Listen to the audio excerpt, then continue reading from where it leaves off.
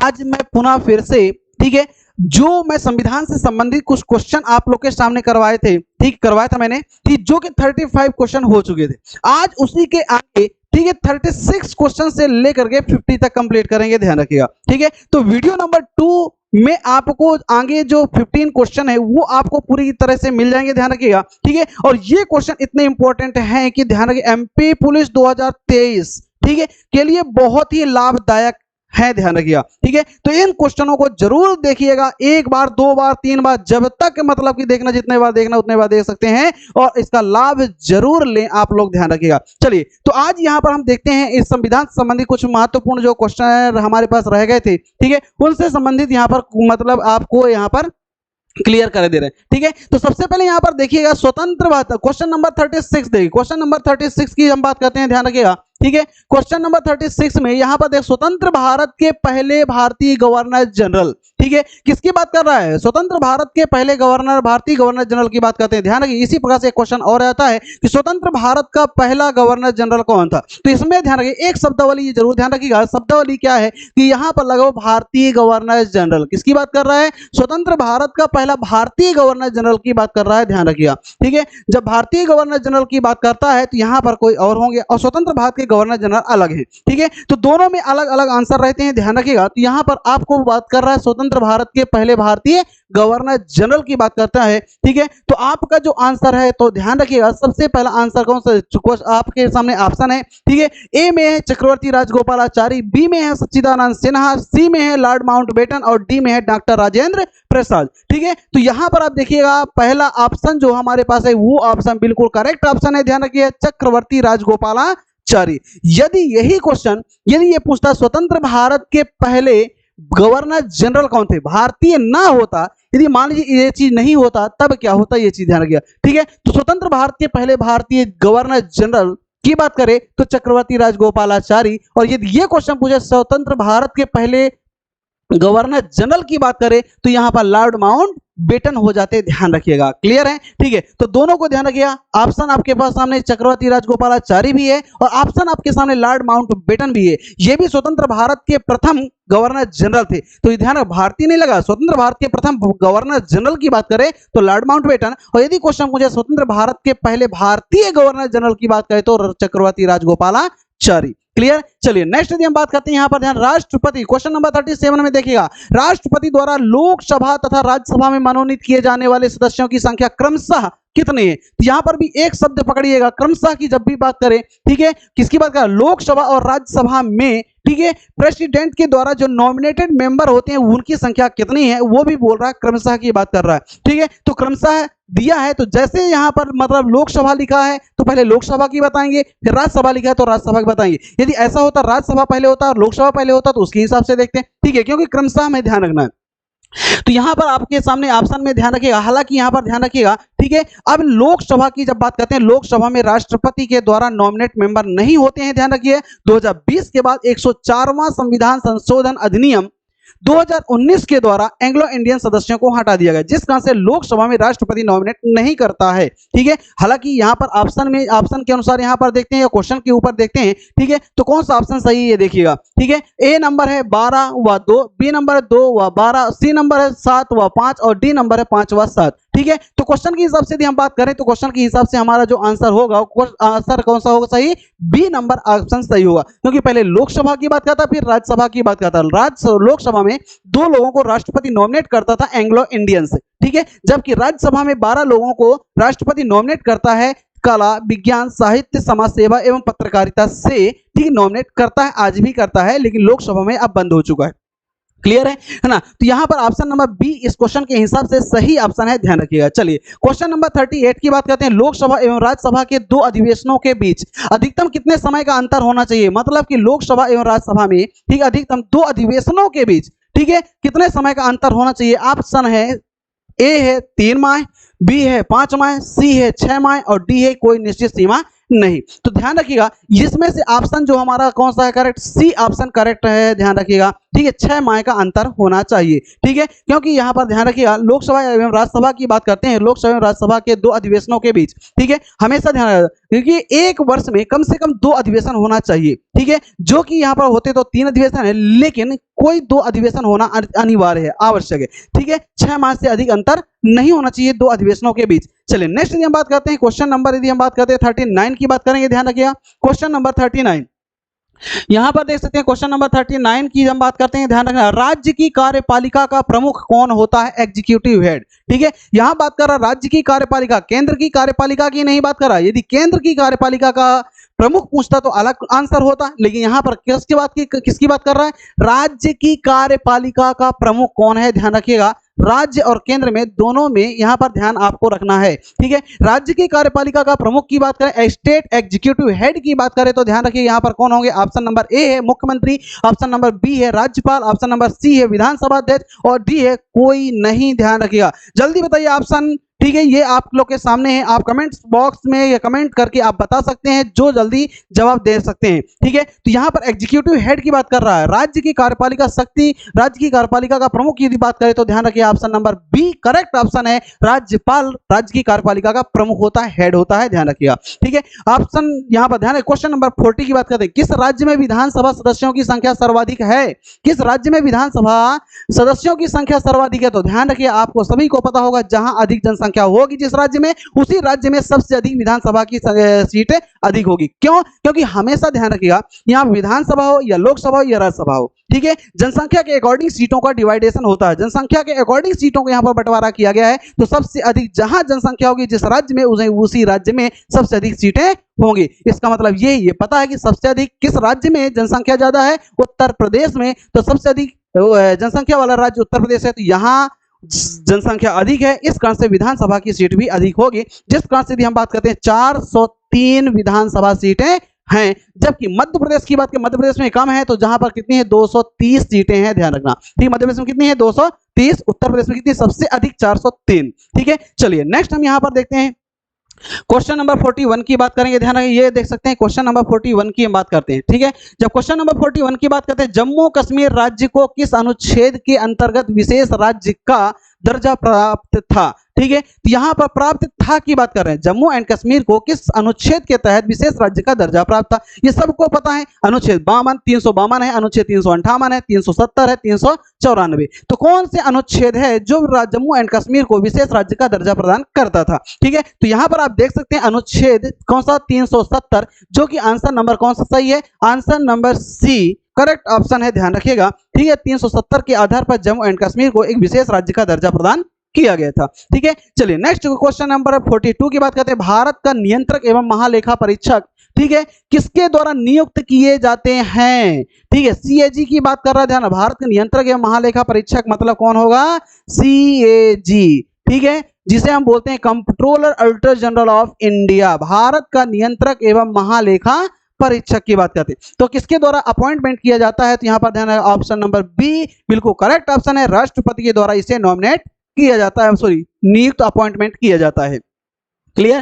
ठीक है, question number 43 की बात करते हैं, ध्यान, भारत का उच्चतम न्यायालय कहां अवस्थित है। उच्चतम न्यायालय की बात कर रहा है, हाई कोर्ट की नहीं, यहां पर हाई कोर्ट लिखा हुआ ध्यान रखना, यहां पर हाई कोर्ट नहीं है, यहां पर क्या है सुप्रीम कोर्ट की बात करेंगे। किसकी बात करेंगे, सुप्रीम कोर्ट की बात किया जाएगा, ध्यान रखना। ठीक है, इसके बाद सुप्रीम कोर्ट ऑफ इंडिया की बात करेंगे, भारत का उच्चतम न्यायालय की बात करेंगे। तो भारत का उच्चतम न्यायालय कहां अवस्थित है, ठीक है, सभी को पता हो सकता है और कहीं कहीं कंफ्यूजन भी हो सकता है। तो यहां पर देखिएगा ऑप्शन है नई दिल्ली, कोलकाता, मुंबई, चेन्नई। ठीक है, तो ध्यान रखें उच्चतम न्यायालय का जो मुख्यालय अभी वर्तमान में यदि हम बात करें तो वर्तमान में कहां है, नई दिल्ली, ए ऑप्शन करेक्ट है। जबकि 1911 के 1912 के पहले यदि हम बात करें, 1912 की बात कर रहे हैं, ठीक है, उच्चतम न्यायालय की हम बात करते हैं, उच्चतम न्यायालय का अभी वर्तमान मुख्यालय कहां पर है, नई दिल्ली में। ठीक है, जबकि जो स्टार्टिंग हमारे भारत में उच्चतम न्यायालय का मुख्यालय था, जब उच्चतम न्यायालय की स्थापना हुई थी उस समय मुख्यालय जो था वो कौन था, कोलकाता था।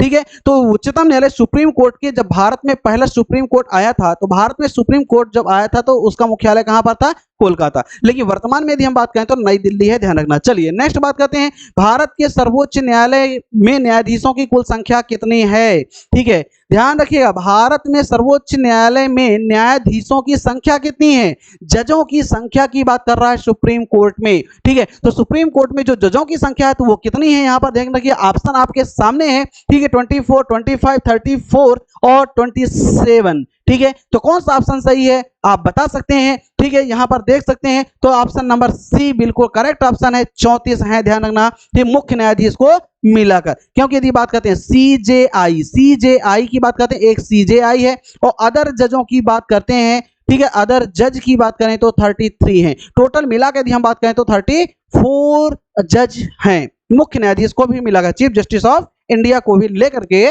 टोटल 34 न्यायाधीश हैं। चलिए नेक्स्ट हम यहाँ पर क्वेश्चन में आते हैं, ध्यान रखिए 45। ठीक है, 45 की यदि हम बात करते हैं तो यहाँ पर देख सकते हैं 45 क्वेश्चन में यहाँ पर देखिएगा सर्वोच्च न्यायालय के मुख्य न्यायाधीशों की नियुक्ति कौन करता है।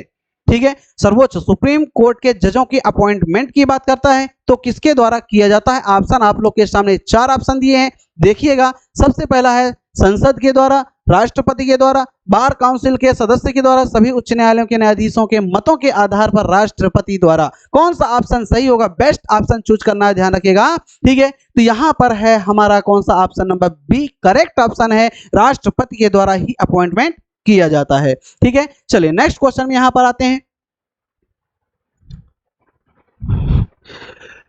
ये देख सकते हैं आप, ये क्वेश्चन नंबर 46। क्वेश्चन नंबर 46 की जब हम बात करते हैं तो यहाँ उच्चतम न्यायालय के न्यायाधीशों का कार्यकाल की बात कर रहा है। ध्यान रखिए सुप्रीम कोर्ट के जजों का जो टेन्योर होता है उसकी बात कर रहा है, तो टेन्योर ऑफ सुप्रीम कोर्ट की जजेस की बात कर रहे हैं। ठीक है, तो कितना है, ऑप्शन नंबर है हमारे पास ए 5 वर्ष, ऑप्शन नंबर बी 7 वर्ष, ऑप्शन नंबर सी राष्ट्रपति के प्रसाद पर्यंत, ऑप्शन नंबर डी 65 वर्ष की आयु पूरी होने तक। ठीक है, तो यहां पर आप ध्यान रखिए उच्चतम न्यायालय के न्यायाधीशों का कार्यकाल कितना है, तो उच्चतम न्यायालय के न्यायाधीशों का कार्यकाल कितना होता है, यहां पर ध्यान रखिए ऑप्शन नंबर डी बिल्कुल करेक्ट ऑप्शन है। 65 वर्ष की आयु पूरी होने तक वो सुप्रीम कोर्ट में बने रहते हैं, ध्यान रखिएगा। ठीक है, जबकि चीफ जस्टिस ऑफ इंडिया की बात करें, यदि मान लीजिए सीजेआई की बात करें तो उसके लिए एक कंडीशन होती है। क्या कंडीशन होती है, उसके लिए कंडीशन होती है 5 वर्ष, क्या होती है 5 वर्ष या 65 वर्ष।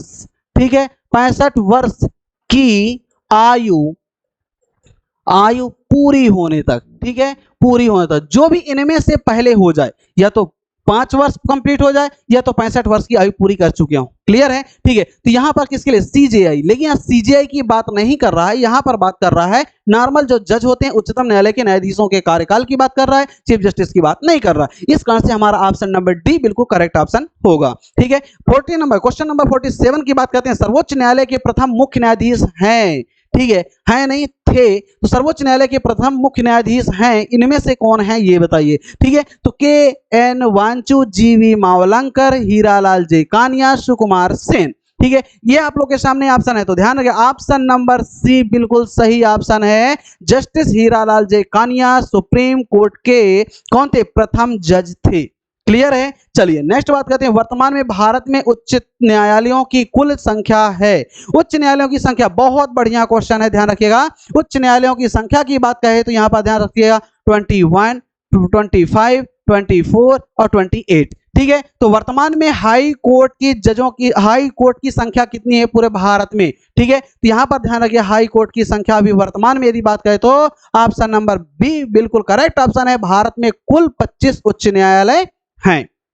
ठीक है, तो भारत में 25 उच्च न्यायालय, जो कि अभी वर्तमान का जो नया उच्च न्यायालय है, ठीक है, तो जिसकी स्थापना की बात करते हैं तो यहां पर ध्यान रखिएगा किसकी हुई थी, आंध्र प्रदेश। किसकी हुई थी, आंध्र प्रदेश उच्च न्यायालय। ठीक है, आंध्र प्रदेश उच्च न्यायालय की बात करते हैं। ठीक है, ये नया उच्च न्यायालय है। ठीक है, आंध्र प्रदेश उच्च न्यायालय की स्थापना की बात करते हैं, इसकी स्थापना हुई थी आंध्र प्रदेश उच्च न्यायालय की बात करते हैं, जिस कहां से 24+1, मतलब कि अभी वर्तमान में 25 न्यायालय हैं। नया उच्च न्यायालय की बात करें तो आंध्र प्रदेश उच्च न्यायालय, जो कि अमरावती में स्थित है। ठीक है, चलिए नेक्स्ट हम बात करते हैं 49 क्वेश्चन की बात करें। उच्च न्यायालय के मुख्य न्यायाधीश की नियुक्ति कौन करता है। उच्च न्यायालय के मुख्य न्यायाधीश की नियुक्ति कौन करता है, ध्यान रखिए। हाई कोर्ट के जस्टिस, मतलब किसकी बात, चीफ जस्टिस की बात कर रहा है। हाई कोर्ट के चीफ जस्टिस की बात करता है, जो कि ऑप्शन है हमारे पास सर्वोच्च न्यायालय का मुख्य न्यायाधीश, राष्ट्रपति, राज्य के बार काउंसिल के सदस्य के द्वारा या राज्यपाल के द्वारा। इन चार ऑप्शन में से कौन सा ऑप्शन सही होगा यहाँ पर देख सकते हैं आप लोग। ठीक है, तो हाई कोर्ट के मुख्य न्यायाधीश की नियुक्ति, चीफ जस्टिस ऑफ स्टेट की बात कर रहे हैं। ठीक है, तो यहाँ पर किसके द्वारा नियुक्त किया जाता है? राष्ट्रपति के द्वारा ही नियुक्त किया जाता है, राज्यपाल नहीं करता है, ध्यान रखिएगा। ठीक है, राज्यपाल क्या करेगा? राज्यपाल शपथ दिलाएगा। राष्ट्रपति नियुक्त करेगा लेकिन शपथ कौन दिलाएगा? राज्य का राज्यपाल दिलाएगा। ठीक है, तो यहां पर ध्यान रखिएगा। ठीक है, वो भी यदि क्वेश्चन पूछे किसकी सलाह पर नियुक्त करता है राष्ट्रपति, तो जब किसी भी राज्य के हाई कोर्ट के चीफ जस्टिस की स्थापना नियुक्त करता है, ठीक है, तो वो सलाह लेता है सुप्रीम कोर्ट के चीफ जस्टिस ऑफ इंडिया से और उस राज्य के राज्यपाल से सलाह लेकर के उस हाई कोर्ट में नियुक्त कर देता है। ठीक है, चलिए नेक्स्ट यदि हम बात करते हैं, यहां पर ध्यान रखिए क्वेश्चन नंबर 50। क्वेश्चन नंबर 50 की हम बात करते हैं, यहां पर ध्यान रख सकते हैं क्वेश्चन नंबर 50। ठीक है, ये हमारे पास क्वेश्चन नंबर 50 है।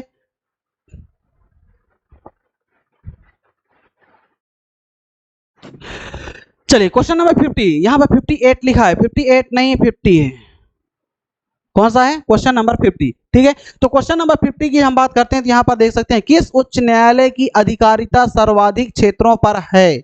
किस उच्च न्यायालय की अधिकारिता क्षेत्र, मतलब कि यदि हम बात करते हैं अधिकार क्षेत्र की बात कर रहा है। ठीक है, कि ऐसा कौन सा भारत का हाई कोर्ट है जो सबसे अधिक जिसको अधिकार क्षेत्र मिला हुआ है, मतलब कि यदि बात करें कि पड़ोसी राज्यों का भी हाई कोर्ट उसका लगता हो। ठीक है, पड़ोसी राज्यों का भी पर भी अधिकार रखता है, ऐसा कौन सा हाई कोर्ट है? तो यहां पर ध्यान रखिएगा, इन ऑप्शन में से कलकत्ता, बंबई, गुवाहाटी, मद्रास में से यहां पर ध्यान रखा ऑप्शन नंबर सी बिल्कुल करेक्ट ऑप्शन है, गुवाहाटी हाई कोर्ट। ठीक है, क्योंकि यदि हम बात करते हैं यहाँ पर इसके लिए बात करते हैं जो गुवाहाटी हाई कोर्ट की बात करते हैं, गुवाहाटी हाई कोर्ट हो गया, असम की बात करते हैं, असम इसका अधिकार क्षेत्र है। ठीक है, उसके अलावा अरुणाचल प्रदेश और नागालैंड की बात करते हैं तो ये क्या लगता है? अधिकार क्षेत्र ये प्राप्त करता है, ध्यान रखिएगा। ठीक है, तो सबसे अधिक अधिकार क्षेत्र वाला जो हाई कोर्ट है वो कौन सा है? गुवाहाटी हाई कोर्ट है, ध्यान रखिए, क्योंकि उसके पास अधिक राज्यों की जिम्मेदारी है। ठीक है, इस कारण से यदि बात करते हैं ऑप्शन नंबर सी हमारा बिल्कुल सही ऑप्शन है। यहां पर ध्यान रखिएगा 50 क्वेश्चन हम पूरे कंप्लीट कर चुके हैं। ठीक है, तो आप बहुत अच्छी तरह से यहां पर देखिएगा, ये क्वेश्चन आपको बहुत बहुत बहुत बहुत लाभ प्रदान करने वाले हैं,